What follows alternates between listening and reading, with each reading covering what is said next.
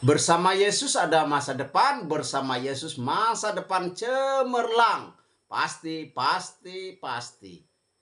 Yesus sebagai imam, janji Allah sepihak menurut peraturan Melkisedek. Nah, saudaraku, inilah ragiku bersama Pendeta Najarudin. Teologi Kristen mengajarkan bahwa Yesus seorang nabi, Yesus seorang imam agung, Yesus seorang manusia tanpa dosa, Yesus seorang juru selamat, dan Yesus seorang raja. Ada rumor di WA Group, ada imam ormas masuk bui. Saudaraku, sedangkan ketua Ansor masuk istana beberapa waktu yang lalu. Ini adalah sebuah sindiran telak untuk oknum tertentu yang mengaku aku imam. Imam ini hanya buat onar, menebar kebencian, menciptakan permusuhan antara umat beragama dan sesama warga bangsa, bahkan mengancam membunuh orang Kristen dan membunuh pendeta. Nah, tentu saya tidak sebut imam itu, tetapi saudaraku sudah mengetahui jalan ceritanya. Imam besar, high priest, adalah jabatan imam yang paling tinggi di dalam agama Yahudi yang berkaitan dengan ibadah orang Israel. Imam besar Israel dipercayai sebagai wakil umat Israel di hadapan Allah, serta berperan sebagai perantara yang kudus antara umat Allah dengan Tuhan Allah sendiri.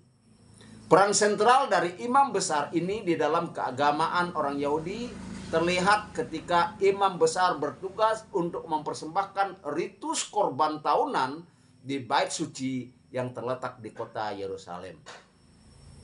Di dalam ritus tahunan tersebut, hanya imam besar yang diizinkan masuk ke dalam ruang maha kudus dari bait suci. Ya, saudaraku yang dikasihi dan diberkati oleh Tuhan, Yesus diberi jabatan imam agung atas pernyataan Alkitab. Keimaman Yesus memiliki fungsi, yaitu mempersembahkan dirinya sebagai korban yang sempurna, sehingga kita tidak memerlukan imam dari suku Lewi, tetapi menurut Melkisedek. Nah, ini bedanya. Ia bukan dari orang Israel, karena itu terjadi jauh sebelum terbentuknya bangsa Israel, yaitu di zaman Abraham. Jadi Imam Melkisedek. Ibrani pasal 7 tentang peraturan keimaman Yesus. Yesus dari suku Yehuda, bukan dari suku Lewi. Wow. Yang menjadi imam harus dari suku Lewi biasanya. Nah, peraturan bahwa Yesus adalah imam besar adalah mengikuti pola imam Melkisedek, bukan berdasarkan penetapan Musa atau penetapan hukum Taurat, melainkan ketetapan Allah yang sebelumnya. Ibrani pasal 10 tentang fungsi keimaman Yesus. Pasal 10 ayat 19, 20, 21, 22, 23, 24, dan 25 kita baca. Jadi saudara-saudara, oleh darah Yesus, kita sekarang penuh keberanian dapat masuk ke dalam tempat kudus. Karena ia telah membuka jalan yang baru dan yang hidup bagi kita melalui tabir, yaitu dirinya sendiri. Dan kita mempunyai seorang imam besar sebagai kepala rumah Allah. Karena itu marilah kita menghadap Allah dengan hati yang tulus ikhlas dan keyakinan iman yang teguh, oleh karena hati kita telah dibersihkan dari hati nurani yang jahat dan tubuh kita telah dibasuh dengan air yang murni. Marilah kita teguh berpegang kepada pengakuan tentang pengharapan kita, sebab Ia yang menjanjikannya setia. Dan marilah kita saling memperhatikan supaya kita saling mendorong dalam kasih dan dalam pekerjaan baik. Janganlah kita menjauhkan diri dari pertemuan-pertemuan ibadah kita seperti yang dibiasakan oleh beberapa orang, tetapi marilah kita saling menasihati dan semakin giat melakukannya menjelang hari Tuhan yang mendekat. Bersyukurlah saudara dan saya yang memiliki imam agung, yaitu Yesus Kristus. Karena Yesus tidak mempersembahkan korban lembu, korban sapi, korban domba, dan lain sebagainya.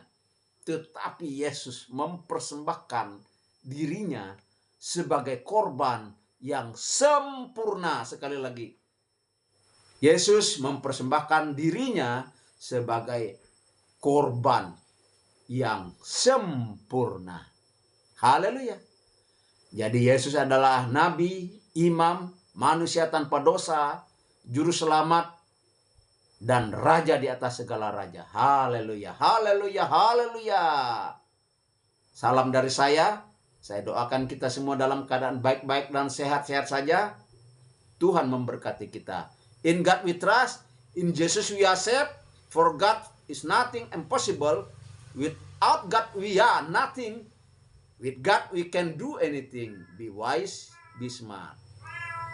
Saudara punya potensi, kelolalah potensi Anda. Kalau kita diejek, dihina orang, anggap itu sampah, anggap itu pecut untuk lebih maju, lebih kencang. Tuhan memberkati kita sama-sama, bersama-sama. Bersama Yesus ada masa depan, bersama Yesus masa depan cemerlang. Pasti, pasti, pasti. Love you with agape and filial love.